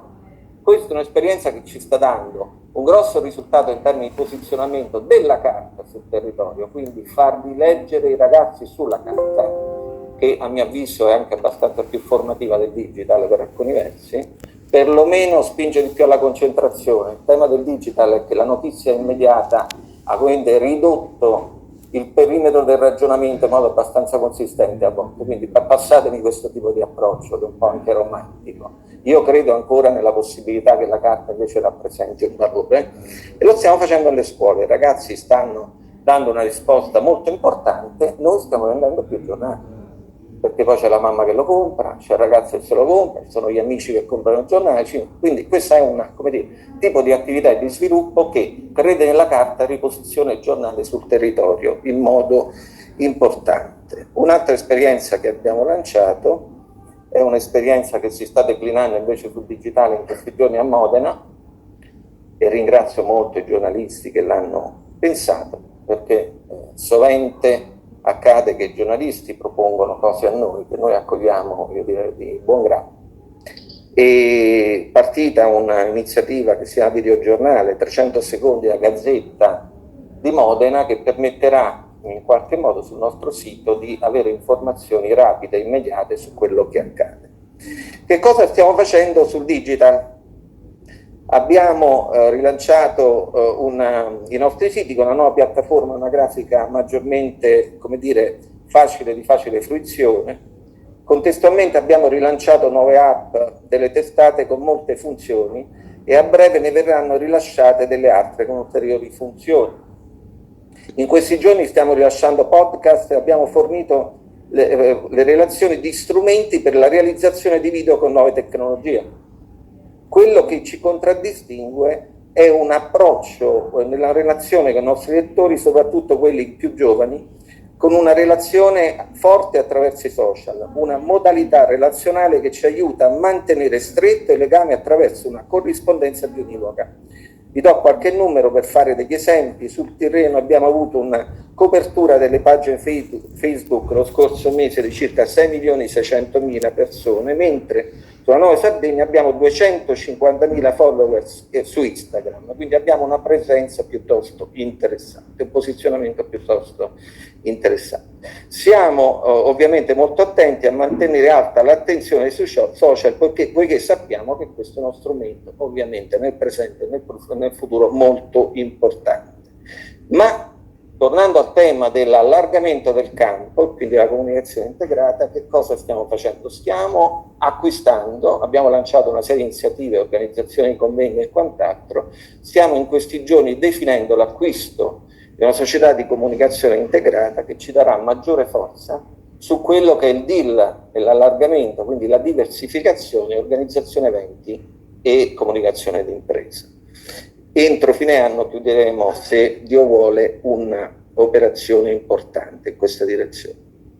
Dunque, per finire, che cosa devo dire? Che innanzitutto ci stiamo preoccupando quindi di mantenere forte la presenza della carta e di sviluppare questi settori. Stiamo in termini di diversificazione costruendo un acceleratore di start-up nell'editoria digitale che sarà posizionato in Sardegna, a Sassari.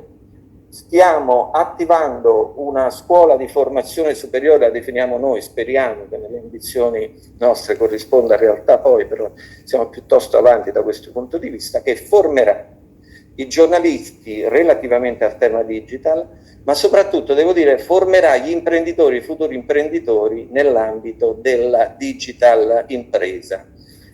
Ovviamente quelli che formeremo cercheremo di posizionarli nell'acceleratore che stiamo realizzando a Sassari. Oltre a questo, ultimamente con Gianni Giovannetti stiamo attivando una unità di business legata all'editoria libri, che credo ci potrà dare delle soddisfazioni tornando al tema della carta. Abbiamo avuto un'esperienza molto virtuosa col libro su Berlinguer, che è andata molto molto bene, abbiamo venduto moltissime copie. Faremo un lavoro di approfondimento e di potenziamento di questo, del racconto di storie importanti, di personaggi importanti in Italia. Ci stiamo in questo periodo dedicando molto quindi a questi aspetti anche di diversificazione. Volevo chiudere questo mio intervento ringraziando però, perché tutta questa roba che stiamo facendo non sarebbe stata possibile se non ci fosse stato il contributo reale, fattivo dei giornalisti e di tutto il personale che ci dà una mano. Io credo che noi stiamo vivendo una evoluzione piuttosto complessa, che però ci sta dando dimostrazione da parte dei nostri giornalisti e del nostro personale in generale di un atto di responsabilità, ovvero non può esistere un'azienda, che sia editoriale o meno, che non abbia come obiettivo fare un minimo di margine. Negli ultimi anni si è diffusa questa, abitudine a considerare l'editoria un settore che non deve fare margini. Questo è secondo me un errore.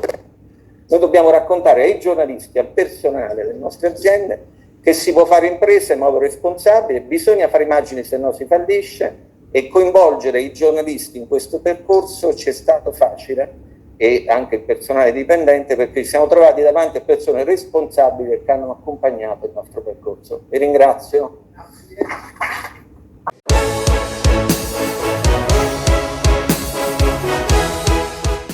Cofimer, consorzio di garanzia collettiva Fidi, dal 1977 a sostegno del terziario. Il partner migliore nella ricerca di finanziamento più adatto a voi e nella trattativa per ottenere un fido alle migliori condizioni. Cofimer, il primo consorzio di garanzia collettiva Fidi a sostegno del terziario, in Sardegna.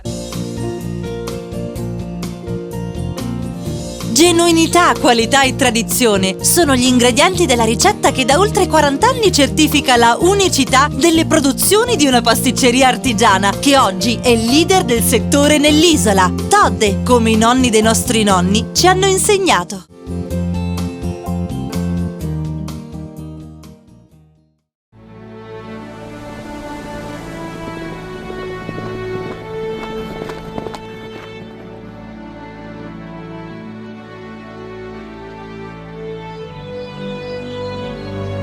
Nel cuore della Sardegna esiste un luogo dove natura e bellezza si incontrano. È qui che nascono i vini della cantina Suentu. Suentu, vini nuovi da terre antiche. Fai impresa, la fai bene, meriti credito. Le garanzie diventano importanti. Il fondo di garanzia agevola il tuo accesso al credito. Se una banca ti presta denaro, hai garanzia a prima richiesta. Se ottieni 100, la garanzia copre fino a 80. La maggior parte delle garanzie è gratis. I dettagli sul sito sfirso.it.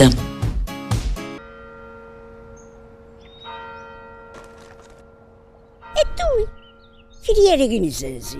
È nata la pasta Ercole.0, l'unica di filiera sarda al 100%, certificata dal grano alla tavola. Scopri il nuovo gusto Cellino nel tuo supermercato di fiducia.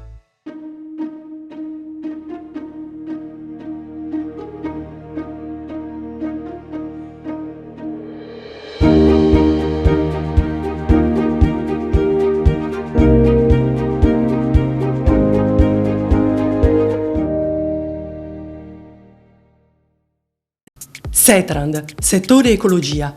Siamo in grado di attivare il servizio di pronto intervento ecologico in caso di emergenza e con potenziale contaminazione delle matrici ambientali. La Setrand, azienda leader nel settore ambientale in Sardegna, si rivolge alle pubbliche amministrazioni e alle imprese dell'isola. Dal 1979 al servizio dell'ambiente in Sardegna.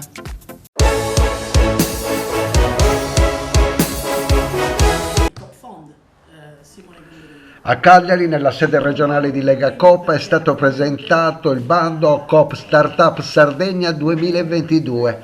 L'iniziativa promossa in collaborazione con Coop Fond e Generazioni Lega Coop Sardegna, l'organizzazione under 40 dell'associazione, è alla sua seconda edizione. È un bando per la promozione del modello cooperativo e per la nascita di nuove start-up nell'isola, con un'attenzione particolare per le iniziative collocate in zone soggette a spopolamento. I partecipanti al bando potranno costituire la loro impresa cooperativa innovativa grazie alle numerose attività proposte in affiancamento, tra cui la formazione e la redazione di business plan gratuiti. Le prime 3 iniziative selezionate verranno premiate con un contributo a fondo perduto, servizi finanziari e condizioni agevolate e accompagnamento alla costituzione e avvio dell'impresa in gratuità. Tra le premialità previste l'incentivo all'occupazione femminile e giovanile, la costituzione di comunità energetiche. Saranno inoltre privilegiate le idee imprenditoriali aderenti ad almeno 2 dei 17 obiettivi dell'Agenda ONU 2030. Con il coordinatore regionale di Generazioni Lega Coop vediamo quelli che sono gli obiettivi di questo nuovo bando. Siamo riusciti in questi mesi a riproporre Coop Startup Sardegna per la seconda edizione in continuità con la prima che ebbe un ottimo successo. Proporremo dal 15 novembre al 20 gennaio un bando che consentirà ai giovani sardi di proporre delle idee imprenditoriali e lungo il percorso che prevede formazione, tutoraggio, incontri con dei consulenti per la creazione di un business plan di impresa, alla conclusione di questo percorso ci sarà la premiazione per i primi 3 progetti di impresa che verranno premiati con un contributo a fondo perduto e con tanti servizi finanziari e di consulenza da parte dei partner di questo progetto, che sono tanti, che quindi quindi diciamo costituiscono una rete ampia diffusa sul territorio regionale. L'obiettivo è quello di proseguire nel solco dell'innovazione e della sostenibilità.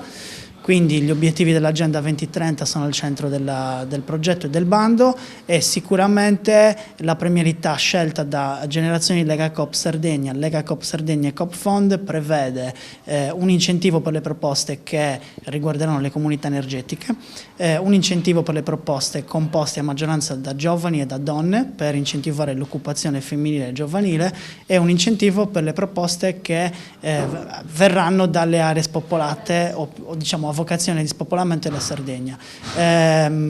Chiaramente l'obbligo è la sede legale e operativa nel territorio regionale sardo. L'esperienza di un anno fa, che tipo di cooperative sono nate e quante sono rimaste in vita?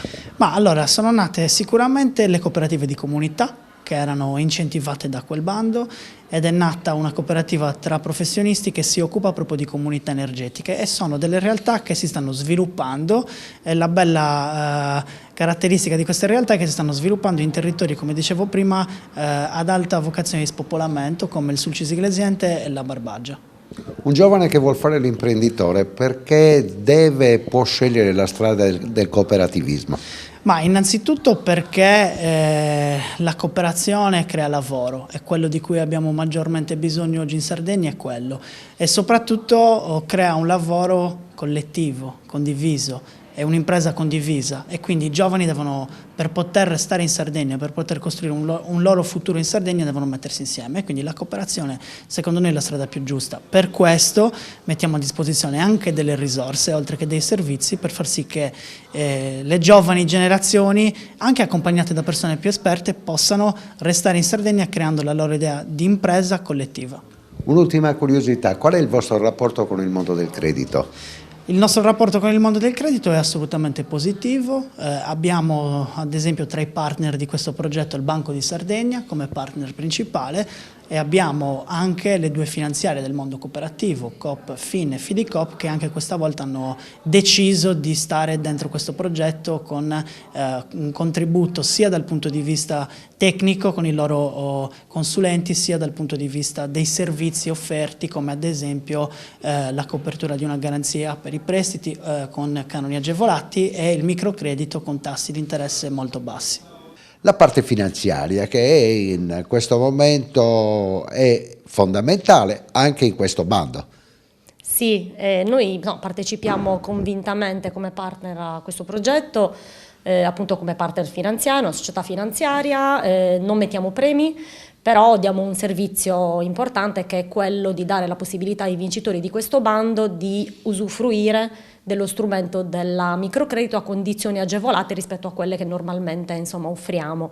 Crediamo che possa essere un aiuto importante, parliamo di 50.000 euro, 40 più 10, prestito che può essere, come dicevo, un aiuto importante per chi vuol mettere in piedi un'idea imprenditoriale, a chi ha un progetto imprenditoriale. Quindi noi partecipiamo con il nostro strumento, e sicuramente può essere un aiuto ai giovani start-up che molto spesso hanno difficoltà di accesso al credito tradizionale. E le altre aziende, quelle che stanno soffrendo in questo periodo perché c'è l'inflazione, qualcuno parla addirittura di stagnazione, allo stesso tempo il costo dell'energia è alle stelle, vi stanno chiedendo sicuramente una mano d'aiuto? Sì, stiamo cercando naturalmente di intervenire con gli strumenti che abbiamo. Questa è una situazione particolarmente complicata. Nel periodo del Covid siamo intervenuti con le moratorie, adesso stiamo riprendendo faticosamente con il monitoraggio delle imprese. Cerchiamo di venire incontro ovviamente a quelle che sono le esigenze e allo studio anche alcuni pacchetti di interventi specifici su chi ha particolari problemi. Il vostro rapporto con gli istituti di credito? Noi abbiamo ottimi rapporti con tutti gli istituti di credito, naturalmente Coop Fin è una società finanziaria del mondo della cooperazione, un po' un unicum nel panorama anche italiano delle regioni, perché è una società pubblico-privata che interviene a livello regionale sulle cooperative, quindi pensiamo di poter rappresentare un pezzo di welfare insomma, importante di questa regione. Stiamo lavorando anche con la regione per rinnovare un po' la partnership che abbiamo con loro. In questo bando particolare il vostro partner è il Banco di Sardegna. Il Banco di Sardegna è uno dei partner, diciamo che è uno dei partner fondamentali perché ha creduto nella prima edizione a questo bando, crede questa seconda volta alla seconda edizione, mettono un premio alle migliori idee di impresa che vinceranno il bando. Abbiamo lavorato molto bene, lavoriamo molto bene col Banco di Sardegna, quindi insomma penso che anche questa edizione avrà un buon successo. Abbiamo lasciato i giovani e questo nuovo progetto che ricalca quello di un anno fa che ha avuto successo. Parliamo adesso della situazione che si prospetta con l'inizio del nuovo anno per il mondo della cooperazione. Allora, il mondo della cooperazione è sul campo cercando di percorrere tutte le strade delle nuove sfide, siamo impegnati molto sulla costruzione delle comunità energetiche in forma cooperativa, stiamo cercando appunto siamo partiti il mese scorso con il nuovo progetto di internazionalizzazione delle cooperative agricole, delle cooperative culturali e turistiche, oggi sono in giro per il mondo a trovare nuovi spazi di mercato, quindi pronti anche in un contesto politico come quello che stiamo vivendo a accettare tutte le sfide per far crescere la cooperazione. Nelle ultime ore avete perso un interlocutore importante col quale c'erano rapporti che andavano avanti da molti mesi e parliamo della dimissionaria assessore al lavoro. È un problema? Beh certo, è sempre un problema quando viene a mancare un assessore e non c'è un percorso per la sostituzione immediata, soprattutto in un periodo come questo dove stanno già partendo tutte le azioni del nuovo Fondo Sociale Europeo. Noi con l'assessore Zedda abbiamo lavorato bene in questi anni, ha riconosciuto sempre il ruolo importante della cooperazione nello sviluppo del territorio regionale e abbiamo anche sempre considerata l'assessore che ha veramente fatto concertazione con le parti sociali.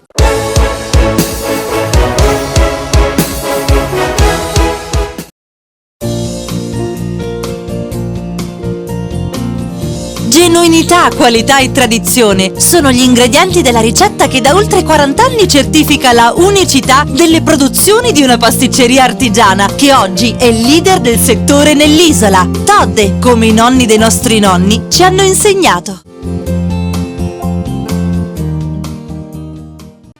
Cofimer, consorzio di garanzia collettiva Fidi, dal 1977 a sostegno del terziario. Il partner migliore nella ricerca di finanziamento più adatto a voi e nella trattativa per ottenere un fido alle migliori condizioni. Cofimer, il primo consorzio di garanzia collettiva Fidi a sostegno del terziario, in Sardegna.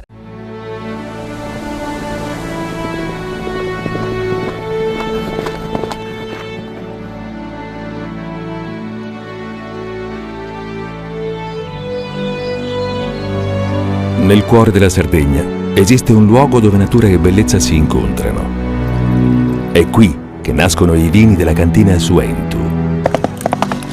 Suentu, vini nuovi da terre antiche. Fai impresa, la fai bene, meriti credito. Le garanzie diventano importanti. Il fondo di garanzia agevola il tuo accesso al credito. Se una banca ti presta denaro, hai garanzia a prima richiesta. Se ottieni 100, la garanzia copre fino a 80. La maggior parte delle garanzie è gratis. Il dettaglio sul sito spheres.it. Tutto inizia da un amore. Le farine, i mangimi, la pasta, le fette biscottate, la distribuzione e l'ospitalità. Dal 1953, Gruppo Cellino. Non c'è limite ai sogni. Siamo la più grande industria tipografica della Sardegna. Dall'81 stampiamo tutte le tirature, su tutti i supporti e con le tecnologie più avanzate del settore, garantendoti elevatissima qualità e la più totale dedizione e cura. Grafiche Ghiani, l'esperienza di una vita, l'innovazione più avanzata. Setrand, settore ecologia. Forti delle nostre competenze e dei nostri mezzi, realizziamo bonifiche di siti inquinati anche da amianto. La Setrand, azienda leader nel settore ambientale in Sardegna, si rivolge alle pubbliche amministrazioni e alle imprese dell'isola. Dal 1979 al servizio dell'ambiente in Sardegna.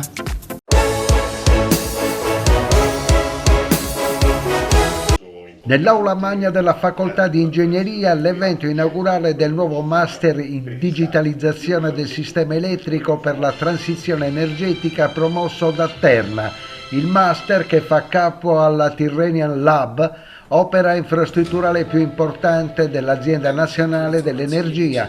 È un centro di formazione di eccellenza distribuito nelle sedi delle università di Cagliari, Salerno e Palermo, i capoluoghi in cui approderanno i cavi del Tyrrhenian Link. Al corso di formazione avanzata, che durerà 12 mesi, prendono parte 15 allievi selezionati tra centinaia di domande che al termine del master verranno assunti da Terna. Valerio, l'Università di Cagliari è in prima linea sulla transizione energetica, uno dei temi più caldi e attuali del momento. Questo master è un master di altissimo profilo scientifico e didattico e della formazione, del ruolo in ambito mediterraneo con altri 2 atenei coinvolti. Ne parliamo col rettore dell'Università di Cagliari, Francesco Mola. Professore, che opzione è questa per il sistema sardo e universitario?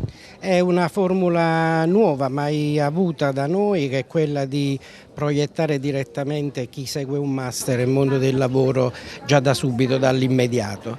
E questa cosa fatta in partnership con altri atenei che adottano la stessa formula, quindi un gioco di squadra. Abbiamo Terna che ha dato l'impulso, oltre che al grande investimento, per mettere insieme 3 realtà che saranno impegnate da un punto di vista fisico su determinate tematiche e saranno impegnate anche da un punto di vista di crescita culturale. Assessore, 15 posti di lavoro, Terna e l'Università di Cagliari, che sono inserite in un percorso di territorio su scala nazionale, perché coinvolge anche le università di Salerno e di Palermo. Che sensazione le dà questo master e questo lavoro che va a costruire? È un lavoro sicuramente di sistema che restituisce al nostro territorio in termini di serietà e di prospettiva per i nostri giovani. È importante che ci siano queste occasioni e l'Università di Cagliari insieme a Terna e insieme alla Regione Sardegna stanno davvero costruendo un percorso che potrà portare a qualcosa in più per il nostro territorio, non soltanto in termini di occupazione ma in termini di specialità e specificità delle risorse umane. Le competenze sono quelle di cui abbiamo bisogno, soprattutto in uno scenario energetico in continua progressione. Professore, il tema è ghiottissimo perché si parla di territorio, di intelligenza avanzata da sfruttare nella sostenibilità e nella formazione scientifica e nella ricerca più qualificata. Qual è il goal di oggi per l'Università di Cagliari? Il goal di oggi per l'Università di Cagliari è formare 15 giovani supereroi per 3 anni di fila, quindi in totale 45 giovani super formati dall'energia alla digitalizzazione alla statistica, che sono le competenze che servono per rendere reale la transizione energetica. Se lei vedesse la Sardegna dall'alto, in che modo si inseriscono queste nuove figure, questo sforzo congiunto con gli atenei di Salerno e Palermo dell'Università di Cagliari dietro il progetto Terna Tyrrhenian Lab? Si inseriscono a coprire quello che oggi manca. La transizione energetica richiede davvero figure professionali nuove e quindi si inseriscono proprio come un diamante incastonato poi in un gioiello che ancora dobbiamo costruire. È tutta una grande emozione, perché questo è un progetto che costruisce il futuro delle generazioni che investono nell'intelligenza, nella competenza, nella capacità di produrre qualcosa, non è soltanto l'hardware, ma di qualcosa di più sostenibile legato all'innovazione. Ed è una cosa bellissima vedere l'attenzione che poi ci hanno dato i giovani. Abbiamo avuto candidature brillanti che oggi trovano una selezione estremamente ristretta. Abbiamo avuto oltre 200 candidature complessive con profili di altissimo livello, sia accademico ma anche che esperienziale. Questo inizia oggi, questo è soltanto l'inizio, è un percorso. Noi crediamo che il Tyrrhenian Lab, costruito in queste tre sedi, sarà una storia di successo parte per terra, ma proprio per il nostro paese, per la possibilità che noi abbiamo di costruire un qualche cosa che va oltre l'investimento, ma va verso la direzione della sostenibilità, della capacità di far crescere le persone e di valorizzare una delle doti principali del nostro paese, la capacità di inventare e di inventare cose che hanno un livello di implementabilità e soprattutto di valore che crediamo che nel futuro sarà il fattore competitivo intorno al quale dovremo socializzarci tutti quanti.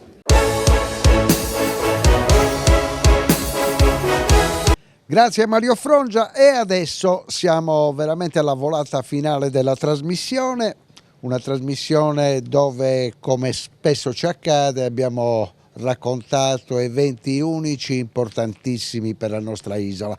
Parliamo di musica e quando arriviamo alla metà di novembre facciamo un bilancio della stagione con il nostro amico Simone Pittau che ci accompagna con le sue musiche da 10 anni. Come è andato questo 2022? Diciamo benissimo, oltre ogni aspettativa, tra l'altro non è ancora concluso, abbiamo degli eventi adesso tra novembre e dicembre, quindi veramente una bella ripresa dopo il Covid. Ci sono stati eventi particolari da sold out, ne voglio citare 2 anche perché ci serviranno per mandare in onda della musica. Marcus Miller, tutto esaurito al massimo, io ho contato 2 occasioni dove veramente il grande teatro ha fatto il tutto esaurito. Uno, il concerto di cui abbiamo parlato con un esponente della grande musica jazz fusion e l'altro per il bellissimo film di Gigi Riva. Sì, diciamo che sono stati appuntamenti per Cagliari molto importanti. Poi un'icona come Marcus Miller, che è la storia della musica vivente, con le sue collaborazioni a partire da quella con Miles Davis, diciamo era un evento molto atteso per il mio festival, per il Culture Festival appunto, quindi è capitato questa occasione e subito non ce la siamo lasciata sfuggire minimamente.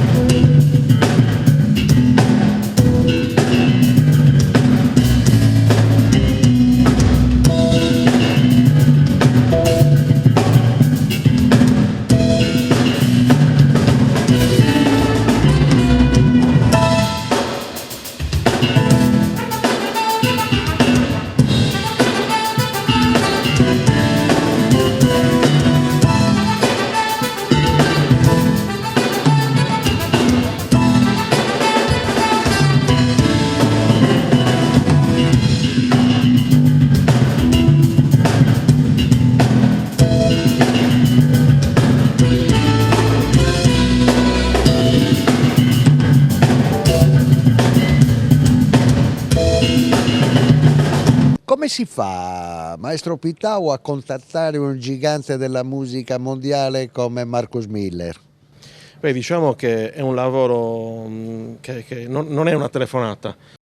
Poi devo anche dire che sono artisti che seguono attentamente le location e soprattutto le iniziative dove andranno a esibirsi, quindi non basta magari avere il budget per realizzare l'evento, quindi sono anni e anni di lavoro, di progettualità che poi ti portano appunto ad avere l'adesione di questi grandi nomi.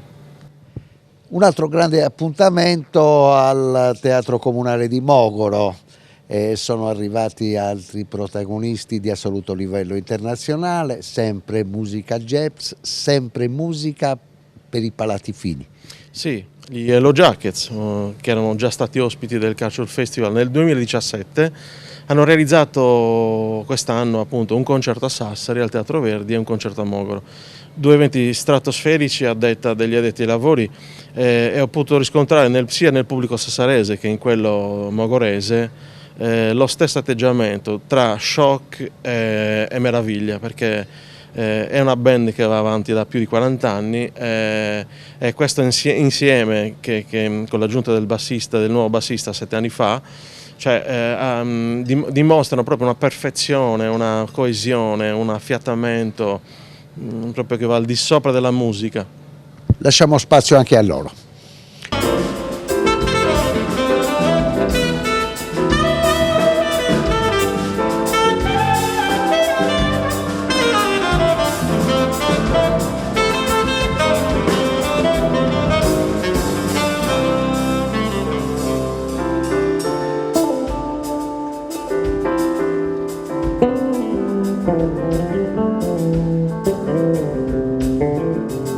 Questi gli eventi che abbiamo voluto scegliere nel calendario del 2022, ma io so che, come fa sempre il maestro Pittau, si organizza per il futuro.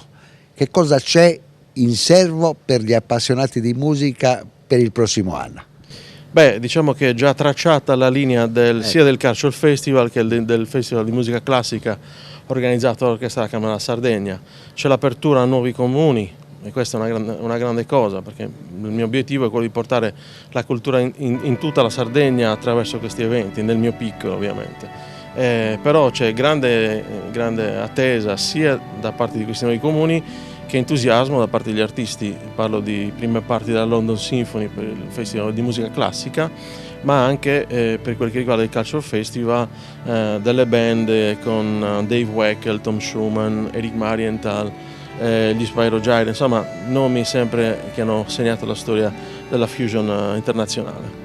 E mentre partono i titoli di coda con la musica di Suentu, che veramente è stata una compagnia straordinaria per tanti anni di Panorama Sardo, un'ultima curiosità: chi l'aiuta ad avere entusiasmo, forza, voglia di continuare a combattere in questo settore così difficile? Beh, sono due gli elementi, la passione e l'amore per la mia terra, la Sardegna.